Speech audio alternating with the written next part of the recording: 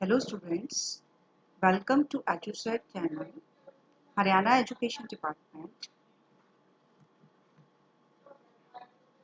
Myself Bharti Gupta, PGT Chemistry, Government Model Senior Secondary School Bahadurgarh. आज मैं आपके साथ रूबरू हूँ सॉलिड स्टेट का लास्ट टॉपिक डिस्कस करने के लिए, that is about the defect in crystalline solids. इससे पहले वाले वीडियोस में हम लोग crystalline solid, amorphous solids, type of unit cell and packing efficiency और डेंसिटी के बारे में डिस्कस कर चुके हैं। आज हम जो पढ़ने जा रहे हैं वो है डिफेक्ट्स इन क्रिस्टलाइन सॉलिड्स। हम इसे डिफेक्ट भी बोल सकते हैं या इम्परफेक्शन इन क्रिस्टलाइन सॉलिड भी बोल सकते हैं। क्रिस्टलाइन सॉलिड, जैसा कि हमने पीछे वाले वीडियो में डिस्कस किया था, वो सॉलिड्स होते हैं जिसमें कॉन्स्टिट्यूएंट पार्टिकल सिस्टमैटिकली अरेंज होते हैं। Constituent particle means atom, ion या molecule. Now what is the meaning of defect in crystalline? Defects are irregularity in the arrangement of the constituent particle.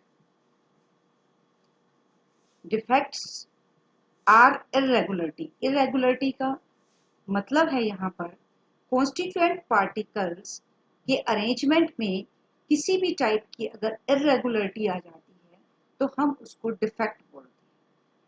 जैसे कि एक डिसिप्लिन क्लास है, सभी students अपनी जगह पर बैठे हुए हैं, लेकिन एक स्टूडेंट किसी दूसरी क्लास का आकर क्लास में बैठ जाता है, तो इसे हम डिफेक्ट बोलेंगे। या दूसरे तरीके से भी ले सकते हैं, कोई एक स्टूडेंट अब क्लास में से छोड़कर बाहर चला जाता है तो वो जगह वेकेंट रहती है, तो इसे भी हम डिफेक्ट बोलेंगे। तो यहाँ पे स्टूडेंट्स हमारे कॉन्स्टिट्यूएंट पार्टिकल्स हैं जो कि एटम, आयन या मॉलिक्यूल हो सकते हैं। अगर कोई एटम, आयन या मॉलिक्यूल अपनी सीट को छोड़कर बाहर चला जाता है या कोई बाहर से एक फॉरेन एटम, आयन या मॉलिक्यूल अंदर एंटर कर जाता है, these all are known as defects or imperfection in the crystalline solids. Now there are two types of defect in the crystalline solid. One is known as the point defect and second is known as the line defect. Now what is the meaning of point defect? These are the irregularity around the point or atom in a crystalline structure. अगर crystalline structure में किसी point या atom के around irregularity आ जाती है, means अगर कोई atom lattice side से बाहर चला जाता है तो इस टाइप के डिफेक्ट्स क्या कहलाते हैं? Point defects. या किसी एटम की सीट खाली रह जाती है, these are the point defects. Second type of defect is line defect. These are the irregularity from the ideal arrangement in the entire row of the lattice structure. अगर lattice structure की पूरी एक रो में irregularity आ जाती है, that is known as line defect. अगर किसी point के अराउंड आ रही है तो हम उसको पॉइंट डिफेक्ट बोलते हैं, लेकिन अगर एंटायर रो में irregularity है तो हम उसको लाइन डिफेक्ट बोलेंगे। लाइन डिफेक्ट आपके सिलेबस में नहीं है। पॉइंट डिफेक्ट्स हम डिस्कस करेंगे। पॉइंट डिफेक्ट्स कितने तरह के होते हैं? पॉइंट डिफेक्ट्स 3 टाइप्स के हैं: stoichiometry defects, non stoichiometry defects and impurity defect. One by one हम इनको डिस्कस करेंगे। सबसे पहले हम डिस्कस करते हैं स्टियोक्योमेट्री डिफेक्ट्स क्या होते हैं। These defects do not disturb the stoichiometry of the solids. ये सॉलिड्स की स्टियोक्योमेट्री को डिस्टर्ब नहीं करता। स्टियोक्योमेट्री से मतलब ये है, जैसा कि अगर हम NaCl की बात करें तो इसमें Na प्लस और Cl नेगेटिव का जो रेशियो है वो 1:1 है। अगर ये रेशियो डिफेक्ट आने के बाद भी मेंटेन रहता है तो हम इसको स्टियोक्योमेट्री डिफेक्ट बोलेंगे।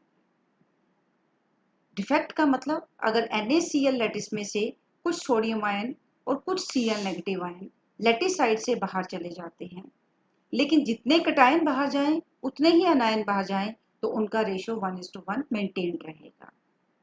सो it means they are not disturbing the stoichiometry of the solids. तो ऐसे डिफेक्ट जो स्टोइकियोमेट्री को डिस्टर्ब नहीं कर रहे उनको हम स्टोइकियोमेट्री डिफेक्ट बोलते हैं। They are also called intrinsic defect. इनको इंट्रीजिंग डिफेक्ट भी बोल देते हैं। Intrinsic means heating, temperature related. ये डिफेक्ट जनरली हीटिंग से प्रोड्यूस होते हैं, इसलिए हम इनको इंट्रीजिंग डिफेक्ट भी बोल देते हैं। स्टोइकियोमेट्री डिफेक्ट अगर हम ब्रॉडली बात करते हैं तो ये दो तरह के होते हैं, vacancy defect and interstitial defect. Now what is the meaning of vacancy defect? अगर कोई आयन अपनी लैटिस साइट से बाहर चला जाता है तो उसकी सीट वेकेंट रह जाती है, इसको हम बोलते हैं वैकेंसी डिफेक्ट। इंटरस्टिशियल मीन्स अगर कोई एटम अपनी जगह से निकलकर इंटरस्टिशियल साइट पे आ जाता है। इंटरस्टिशियल साइट मीन खाली स्पेस। एटम के बीच जब हम क्लोजली पैक करते हैं जो वेकेंट स्पेस रहता है उसको हमने इंटरस्टिशियल डिफेक्ट, इंटरस्टिशियल स्पेस बोला। अगर कोई पार्टिकल अपनी सीट को छोड़कर इंटरस्टिशियल स्पेस में आ जाता है या कोई बाहर से नया पार्टिकल इंटरस्टिशियल स्पेस में आ जाता है तो हम उसको इंटरस्टिशियल डिफेक्ट बोलते हैं। ये दोनों ही defect, vacancy and interstitial defect, किसी भी टाइप के सॉलिड में क्रिएट किए जाते हैं। Now stoichiometry defect in case of ionic solid. Ionic solid में दो टाइप के डिफेक्ट ऑब्जर्व किए गए। First defect is known as Schottky defect and second is known as the Frenkel defect. This is very important और generally paper में एक question इस पर रहता है, what is difference between Schottky defect and Frenkel defect. ये दोनों ही टाइप के डिफेक्ट्स आयनिक सॉलिड्स के अंदर होते हैं। Now what is the difference between Schottky and Frenkel defect? Here is the difference of Frankel and Schottky defect. Now what is Schottky defect? Schottky defect forms when oppositely charged ions leave their lattice site creating vacancies. अगर oppositely charged ion अपनी side को छोड़कर बाहर चले जाते हैं और वहां पे वैकेंसी क्रिएट कर देते हैं तो हम इस डिफेक्ट को Schottky डिफेक्ट बोलते हैं। जैसा कि आप इस पिक्चर में देख रहे हैं, इसमें आपको दो तरह के सर्कल दिखाई दे रहे हैं, एक ग्रे कलर का सर्कल और एक ब्लू कलर का सर्कल। ये कटायन और अनायन को रिप्रेजेंट कर रहे हैं। यूजुअली जो बड़ा साइज होता है वो अनायन को रिप्रेजेंट करता है और जो स्मॉल साइज होता है वो किसी कटायन को रिप्रेजेंट करता है। तो ये एक आयनिक सॉलिड है जो अनायन और कटायन से मिलकर बना है। अगर कोई अनायन, ये देखिए ये वाली स्पेस में, अगर कोई अनायन और उसके साथ साथ एक कटायन दोनों लैटिस साइड को छोड़कर बाहर चले जाएं तो यहाँ पर वेकेंट स्पेस क्रिएट हो जाएगा। तो हम इसको वैकेंसी डिफेक्ट बोल सकते हैं क्योंकि यहाँ पे एक वैकेंसी क्रिएट हो गई। लेकिन ये श्योर है जितने कटायन बाहर जाएंगे उतने ही अनायन को भी बाहर जाना पड़ेगा ताकि उनकी स्टोइकियोमेट्री खराब नहीं हो। दूसरी बात, total positive charge total negative charge के इक्वल रहना चाहिए because overall the solid is neutral. Now, these vacancies are formed in the stoichiometry units to maintain the overall neutral charge. पूरे न्यूट्रल चार्ज को मेंटेन करने के लिए जितने cations बाहर मूव कर रहे हैं उतने ही अनायन भी बाहर मूव कर रहे हैं। Third, density of the solid crystal is less than the normal, क्योंकि कुछ पार्टिकल लैटिस साइड से बाहर चले गए तो मास डिक्रीज, मास डिक्रीज होने से डेंसिटी भी डिक्रीज हो जाती है because density is equal to mass upon volume. Particle बाहर जाएंगे तो मास तो कम होगा, मास कम होने की वजह से डेंसिटी भी डिक्रीज हो जाती है। It occur only when there is a small difference in size between the cation and anion. Schottky defect तभी होता है जब कटायन और अनायन के बीच में साइज का जो डिफरेंस है वो बहुत ही कम हो। जैसे नॉर्मली ये NaCl, KCl इस टाइप के सॉलिड्स के अंदर होता है जहां कटायन और अनायन के साइज में बहुत ज्यादा डिफरेंस नहीं। Second type of defect is Frenkel defect. Frenkel defect में smaller ion is displaced from its lattice position to an interstitial site. In case of Frenkel defect ये आयनिक सॉलिड है। Again यहाँ पे एक बड़ा सर्कल है और एक छोटा सर्कल है। बड़ा सर्कल अनायन को रिप्रेजेंट कर रहा है, छोटा सर्कल कटायन को रिप्रेजेंट कर रहा है। अगर एक आयन, जैसे यहाँ से एक आयन अपनी जगह को छोड़कर कहाँ पे चला गया, इंटरस्टिशियल साइट पर चला गया। तो अगर कोई आयन अपनी सीट को छोड़कर इंटरस्टिशियल साइट पर चला जाता है तो हम इस डिफेक्ट को बोलते हैं इंटरस्टिशियल डिफेक्ट, क्योंकि जहां से वह गया वहां पर क्या क्रिएट हो गई, वैकेंसी, और वो कहाँ गया, इंटरस्टिशियल साइट पर, तो हम इसको इंटरस्टिशियल डिफेक्ट भी बोल सकते हैं। ये डेंसिटी को इफेक्ट नहीं करता क्योंकि मास तो उतना ही रहेगा। जब एक कटायन अपनी सीट को छोड़कर इंटरस्टिशियल साइड पे जा रहा है तो मास पार्टिकल्स का सेम रहेगा, मास सेम रहेगा तो डेंसिटी भी सेम रहेगी। ये किस टाइप के सॉलिड्स में होता है, जहां पर कटायन और अनायन के साइज में ह्यूज डिफरेंस हो। एग्जाम्पल के तौर पर ZnS, AgCl, AgBr और AgI, ये वो सॉलिड्स हैं जहाँ पे कटायन और अनायन के साइज, कटायन बहुत छोटा है और अनायन बहुत बड़ा है, वहां पर इस टाइप के डिफेक्ट देखे जा सकते हैं, फ्रैंकल डिफेक्ट। यहाँ पर एक कॉमनली एक क्वेश्चन पूछा जाता है कि क्या ऐसा भी कोई सॉलिड है जो दोनों डिफेक्ट दिखाता हो, शॉर्टकी डिफेक्ट भी और फ्रैंकल डिफेक्ट भी। जी हाँ, इसका आंसर है AgBr। AgBr एक ऐसा सॉलिड है जिसमें दोनों टाइप के डिफेक्ट होते हैं, Schottky defect and Frenkel defect. तो एक बार फिर ब्रीफली हम इसको रिवाइज कर लेते हैं। What is difference between Schottky and Frenkel? Schottky defect में कटायन और अनायन लैटिस साइड से बाहर चले जाते हैं, जबकि फ्रैंकल डिफेक्ट के अंदर जो स्मॉल साइज का आयन होता है वो अपनी जगह को छोड़कर इंटरस्टिशियल साइड पे चला जाता है। सेकेंड डिफरेंस, क्योंकि कटायन और अनायन बाहर चले जाते हैं तो मास डिक्रीज हो जाता है, और मास डिक्रीज होता है तो डेंसिटी भी डिक्रीज होती है। यहाँ पे पार्टिकल अपनी जगह को छोड़कर इंटरस्टिशियल साइड पर गया है तो मास पर कोई इफेक्ट नहीं पड़ता, मींस डेंसिटी सेम रहती है। थर्ड पॉइंट, ये यूजुअली उन सॉलिड्स में होता है यहाँ कटायन और अनायन के साइज में बहुत ज़्यादा डिफरेंस नहीं, लाइक NaCl और KCl। ये ऐसे सॉलिड्स के अंदर होता है जहाँ कटायन और अनायन के साइज में बहुत ही ज़्यादा डिफरेंस हो, like AgCl, AgBl। So this is about the Schottky defects and Frenkel defect. ये दोनों ही डिफेक्ट स्टोइकियोमेट्री डिफेक्ट्स के टाइप हैं। इन दोनों ही डिफेक्ट्स के अंदर कटायन और अनायन का रेशो मेंटेन रहता है जो कि फॉर्मूला में होता है। Now next slide is impurity defect. Now what is impurity defect? Three types of defect हमने डिस्कस किए थे, stoichiometry, non stoichiometry and impurity defect. Now what is impurity defect? when the third ion when a third ion having more charge than the parent ion enter the crystal lattice, it is called an impurity defect. अगर कोई एक parent ion means जिससे ये मिलकर बना हुआ है, जैसे ये NaCl का लैटिस है तो इसमें Na प्लस और Cl नेगेटिव, ये दोनों ही क्या है, पेरेंट आयन। इसमें एक थर्ड आयन एंटर कर गया। थर्ड आयन कौन सा एंटर कर रहा है यहाँ पर, strontium, having more charge than the parent ion.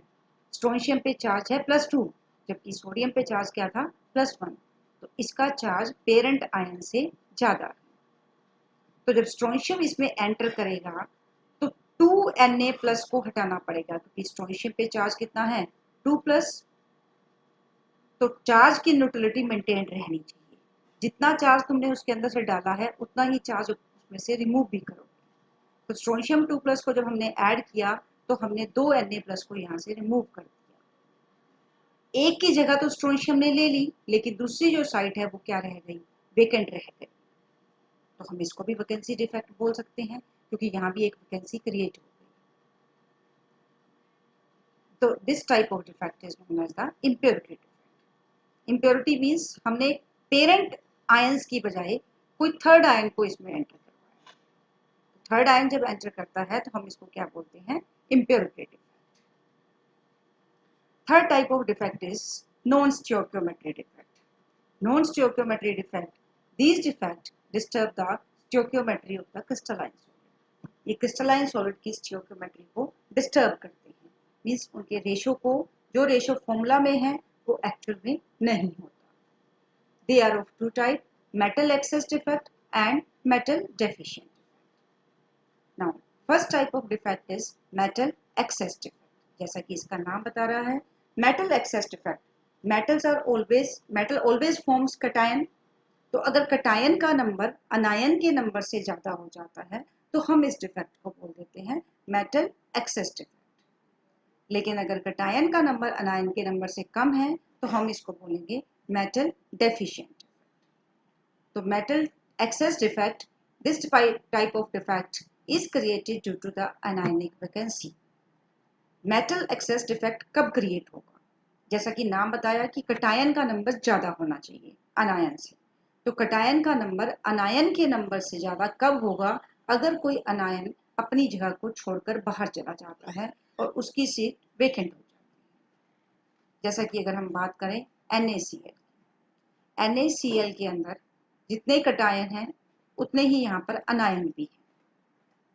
लेकिन जब हमने इसके सरफेस पर सोडियम मेटल को हीट किया तो sodium metal it forms Na plus electron. Sodium metal को जब हम हीट करते हैं it loses it's electron and form a cation Na plus. उस Na प्लस से कंबाइन करने के लिए यहाँ से एक अनायन इस लैटिस साइड से बाहर चला गया। लैटिस साइड से बाहर जाने की वजह से यहाँ पर एक वैकेंसी क्रिएट हो गई। But total positive charge must be equal to the total negative charge. तो उस अनायन की वैकेंसी को किसने ऑक्यूपाई कर लिया? इलेक्ट्रॉन ने ऑक्यूपाई किया। वो इलेक्ट्रॉन कहाँ से आ रहा था? वो इलेक्ट्रॉन सोडियम मेटल से आ रहा था। तो अनायन की साइड किसने ऑक्यूपाई कर ली? इलेक्ट्रॉन ने ऑक्यूपाई कर ली। और अगर हम नंबर्स की बात करें तो कटायंस का जो नंबर है वो अनायन के नंबर से ज़्यादा हो गया। क्योंकि ज़्यादा है इसलिए हम इस डिफेक्ट को बोलते हैं मेटल एक्सेस डिफेक्ट। अब जिस जगह पर इलेक्ट्रॉन आ गया, जिस प्लेस पर इलेक्ट्रॉन आ रहा है उस जगह को बोलते हैं एफ सेंटर। एफ सेंटर इसलिए क्योंकि इस एक साइड की वजह से पूरा क्रिस्टलाइन कलर्ड हो जाता है। अगर हम NaCl के अंदर इस टाइप के डिफेक्ट देखें तो NaCl का कलर वाइट से येलो हो जाता है। ऐसा ही अगर डिफेक्ट लिथियम क्लोराइड में आ जाता है तो वो पिंक कलर का हो जाता है, again due to F centre. अगर हम इस टाइप का डिफेक्ट KCl में देखते हैं तो KCl का जो कलर है वो वॉयलेट हो जाता है, again due to F centre. So this is about the metal excess defect. When cation number is more than the anion, that is known as the metal excess defect. Next type of defect is known as the metal deficient. The metal deficient defect are created when a crystalline solid has less amount of metal as compared to the stoichiometric ratio. जो ratio हमें formula में दिखाई दे रही है, अगर उस ratio से cation का नंबर कम हो जाए तो हम उस डिफेक्ट को बोल देते हैं मेटल डेफिशिएंट डिफेक्ट। जैसे एग्जांपल के लिए हम FeO को कंसिडर करते हैं।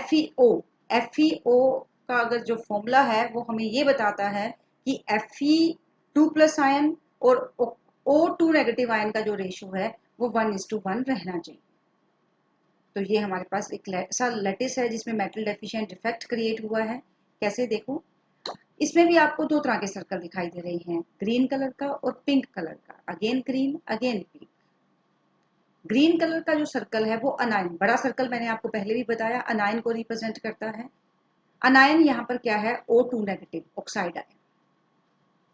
पिंक कलर का जो सर्कल है वो कटायन को रिप्रेजेंट कर रहा है। कटायन यहाँ पर क्या है? Fe2 plus. अब ऑक्सीडेशन की वजह से कुछ Fe2 प्लस ऑक्सीडाइज हो जाते हैं किसमें? Fe3 प्लस में। अब Fe2 प्लस की बजाय हमें Fe3 प्लस डालना है तो हमें जितना चार्ज मैंने आपको बताया पहले कि रिमूव करोगे उतना ही चार्ज आप उसमें ऐड करोगे। तो हमने तीन जगह से 1, 2 और 3 इन तीनों प्लेसेस से Fe2 प्लस को रिमूव कर दिया और उसकी जगह पर Fe3 प्लस की एंट्री हो गई। अब Fe2 प्लस जब रिमूव किया तो तीन जगह से हमने Fe2 प्लस को रिमूव किया, जबकि Fe3 प्लस ने सिर्फ दो ही जगह पे एंट्री की है, क्योंकि जितना चार्ज हम रिमूव कर रहे हैं उतना ही ऐड कर रहे हैं। 3 Fe2 प्लस का मतलब प्लस 6 चार्ज को हम रिमूव कर रहे हैं और हमने उसकी जगह पर 2 Fe3 प्लस ऐड किए, मीन्स अगेन प्लस 6 ही इसमें ऐड कर रहे हैं। तो एक जो साइट है वो वेकेंट रह जाती है। So this defect is known as the metal deficient defect. इसमें कटायन का जो नंबर है वो अनायन के नंबर से कम हो गया। एक और एग्जांपल हम इसका देख सकते हैं, जैसे ये A+ और B नेगेटिव, A+ और B नेगेटिव, ये भी एक क्रिस्टलाइन सॉलिड है। इसके अंदर हमने A2+ ऐड कर दिया। अब +2 एंटर किया तो +2 रिमूव भी करना पड़ेगा, तो हमने इन दो साइड से, एक इस साइड से और एक इस साइड से A+ को रिमूव कर दिया और एक जगह पर A2+ डाल दिया, तो दूसरी जो साइड है वो वेकेंट रह जाती है। अगेन कटायन का जो नंबर है वो अनायन के नंबर से कम हो गया और रेशो को भी डिस्टर्ब कर रहा है।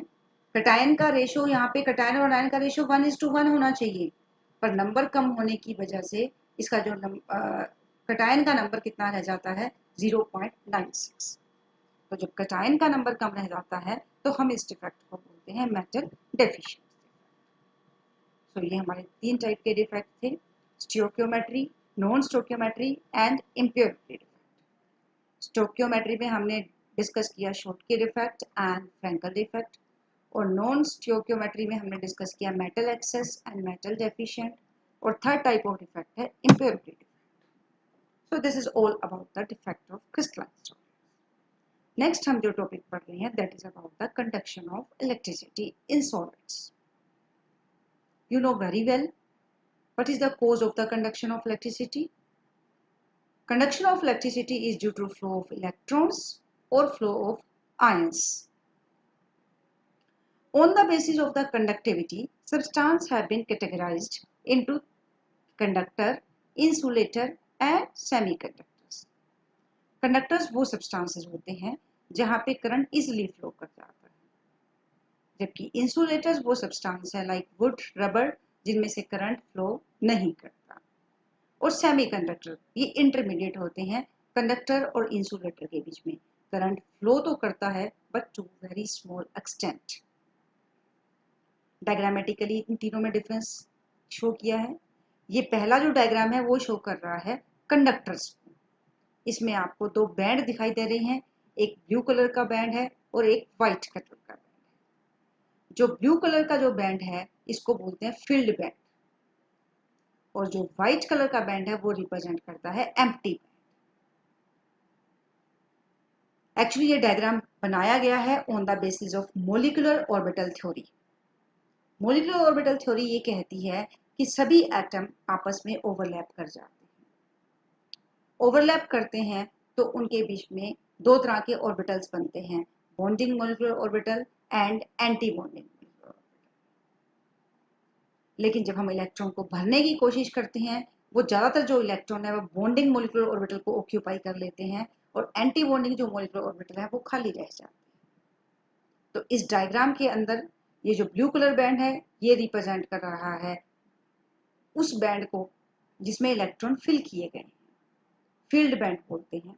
और ये जो व्हाइट कलर का बैंड है ये रिप्रेजेंट कर रहा है जहां पर इलेक्ट्रॉन नहीं आते, इसको हम एम्प्टी बैंड बोलते हैं। तो in case of conductor, metal means conductor, क्योंकि metals are, all metals are good conductor of electricity. तो ये जो डायग्राम है ये कंडक्टर को रिप्रेजेंट कर रहा है। सभी कंडक्टर्स के अंदर ये दोनों बैंड, फील्ड बैंड और एम्प्टी बैंड, एक दूसरे के ओवरलैप कर रहे हैं। एक दूसरे को ओवरलैप करेंगे तो इलेक्ट्रॉन आसानी से जंप कर सकते हैं from filled band to the empty band, कि they are very close to each other, बहुत पास हैं तो इलेक्ट्रॉन आसानी से जंप कर सकते हैं from the filled band to the empty band. That is why there is a flow of electricity. तो यहाँ पे इलेक्ट्रिसिटी फ्लो होने का रीजन है jumping of electron from the filled band to the empty band. Second category is the insulator. Insulator वो substances होते हैं जहाँ पे करंट का फ्लो नहीं होता। करंट फ्लो इसलिए नहीं होता क्योंकि अगेन यहाँ पे भी दो बैंड हैं, filled band and empty band, लेकिन इन दोनों के बीच में बहुत ज़्यादा एनर्जी का गैप है। तो फील्ड बैंड से आसानी से इलेक्ट्रॉन जंप नहीं कर सकता एम्प्टी बैंड। इस एनर्जी गैप को इन्होंने नाम दिया है फोरबिडन जोन का। ये एक एनर्जी का गैप है फील्ड बैंड और एम्प्टी बैंड। तो यहाँ पर अगर इलेक्ट्रॉन जंप नहीं कर पाते हैं फील्ड बैंड से एम्प्टी बैंड में, that is why they are known as insulator. And third category is the semiconductor. यहाँ पे फील्ड बैंड और एम्प्टी बैंड के बीच में बहुत कम एनर्जी डिफरेंस है, So electron can easily jump from the filled band to the empty band. They are known as a semiconductor. But they are known as they are pure. So they are known as increasing semiconductor. इनमें conductivity इतनी low होती है कि practically there is no use of this type of semiconductor. हमें semiconductors की conductivity को increase करना होता है. Semiconductors की conductivity को increase करने के लिए हम इसके अंदर impurity को add कर देते हैं. Impurity को add करना doping कहलाता है. In semiconductors, some electron jump from the valence band to the conduction band. कुछ इलेक्ट्रॉन जंप कर जाते हैं and show some conductivity, पर वो conductivity बहुत ही low होती है. अगर हम सेमीकंडक्टर्स में कुछ इम्प्योरिटी को ऐड कर दें तो हम इसकी कंडक्टिविटी को बढ़ा सकते हैं. इम्प्योरिटी को ऐड करना डोपिंग कहलाता है.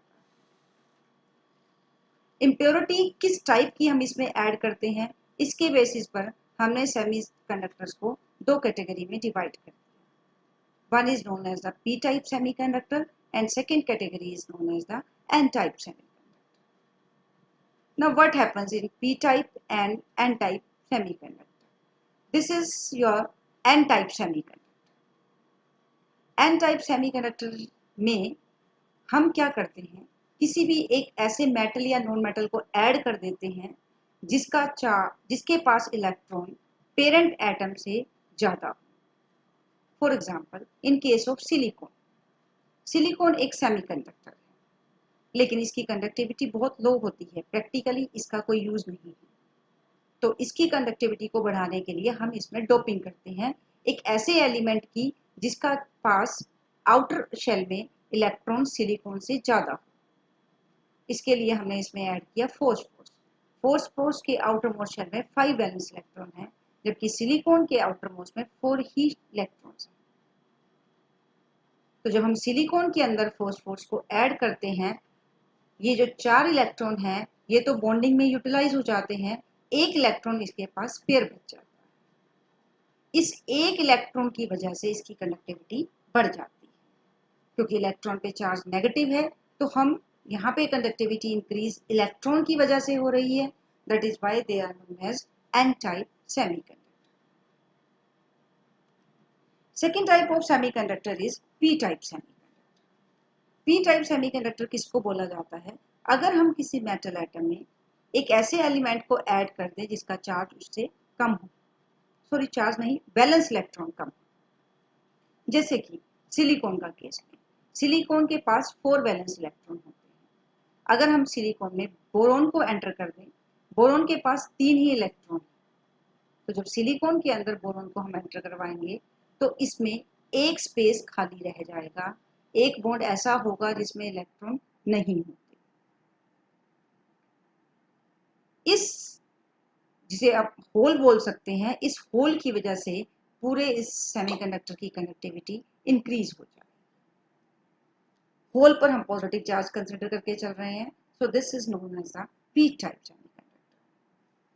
तो हमने ये पढ़ा कि सेमीकंडक्टर्स में कंडक्टिविटी बहुत लो होती है, वो प्रैक्टिकल यूटिलाइज नहीं की जा सकती.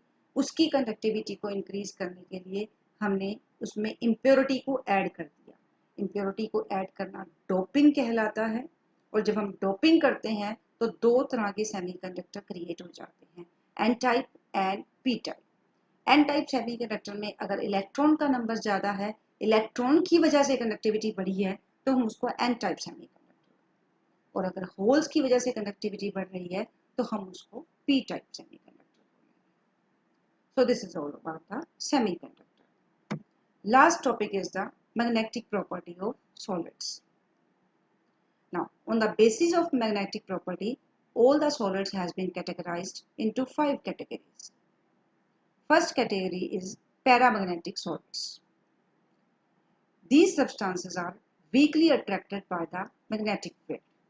पैरामैग्नेटिक सब्सटेंसेस वो सब्सटेंसेस होते हैं जिनके पास एक या एक से ज़्यादा अनपेयर्ड इलेक्ट्रॉन्स. ये अनपेयर्ड इलेक्ट्रॉन्स ऐसे सब्सटेंसेस जिनके पास एक या एक से ज़्यादा अनपेयर्ड इलेक्ट्रॉन है, इनको जब मैग्नेटिक फील्ड में रखा जाता है तो ये इलेक्ट्रॉन अपने आप को मैग्नेटिक फील्ड की डायरेक्शन में अरेंज कर लेते हैं and that is why they are weakly attracted by the magnetic field. For example, oxygen or copper 2+. Second category is the diamagnetic substances. These substances are weakly repelled by the magnetic field क्योंकि इसके पास सारे electron paired हैं, एक clockwise में है और anti clockwise में है। तो क्लॉकवाइज डायरेक्शन में जितने भी हैं उसके मैग्नेटिक मूवमेंट को कैंसिल कर देते हैं वो सभी इलेक्ट्रॉन जो एंटी क्लॉकवाइज है। So they are weakly repelled by the magnetic field. For example, H2O or NaCl. Third type of category is ferromagnetism. Besides strong attraction, these substances can be permanently magnetized. जब हम ऐसे substances को magnetic field में कुछ देर रखते हैं और magnetic field को हटाने के बाद ये खुद भी magnet बन जाते हैं क्योंकि इनके इलेक्ट्रॉन permanently magnetic field की डायरेक्शन को में अपने आप को अलाइन कर लेते हैं। So these are known as the ferromagnetic substances. For example, ferrous, cobalt और nickel. Fourth category is the antiferromagnetic. These substances have domain structure similar to ferromagnetic substance. इसका जो स्ट्रक्चर है वो भी ferromagnetic substance से बिल्कुल मिलता जुलता है। फर्क इतना है इसमें जितने डोमेन्स क्लॉकवाइज डायरेक्शन में होते हैं उतने ही डोमेन्स एंटी क्लॉकवाइज डायरेक्शन में होते हैं। So they all cancel out each others magnetic moment. जब मैग्नेटिक मोमेंट जीरो हो जाता है they are not attracted by the magnetic field. For example MnO. These type of substances are known as antiferromagnetic substances. Last category is the ferrimagnetism. Ferrimagnetisms have domains in parallel and anti-parallel direction in unequal number. Ferrimagnetism में जितने भी domains clockwise direction में हैं उनमें से कुछ domain anti clockwise direction में हो जाते हैं जिससे कि पूरा का पूरा मैग्नेटिक मोमेंट कैंसल आउट नहीं होता। That is why they are weakly attracted to the magnetic field. These, for example, Fe3O4. तो इस पिक्चर में आप देख रहे हैं इसमें आप चारों का डिफरेंस दिखाया है। डायमैग्नेटिज्म में तो मैग्नेटिज्म होती ही नहीं, they are repelled by the magnetic field. यहाँ पर ये चार कैटेगरी है। फेरोमैग्नेटिज्म, फेरोमैग्नेटिज्म में सभी के सभी डोमेन्स एक ही डायरेक्शन में अलाइंड हैं। इन केस ऑफ एंटी फेरोमैग्नेटिज्म जितने डोमेन क्लॉकवाइज में है उतने ही एंटी क्लॉकवाइज डायरेक्शन में है। और फेरीमैग्नेटिक सब्सटेंसेस में मैग्नेटिक मूवमेंट ऑपोजिट तो हैं बट वो पूरी तरह से कैंसिल नहीं कर पाते। और पैरामैग्नेटिज्म्स में कुछ इलेक्ट्रॉन पैरेलल हैं और कुछ अनपैरेलल एंटी क्लॉकवाइज डायरेक्शन में अलाइन है, तो नेट मैग्नेटिक मूवमेंट जो है वो जीरो नहीं होता। That is why they are weakly attracted by the magnetic field. So this is all about the solid state.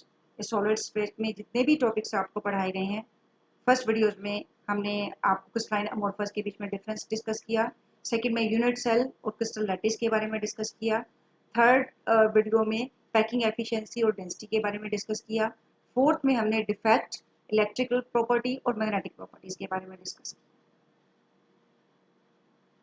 Thank you very much. So this is all about the solid state.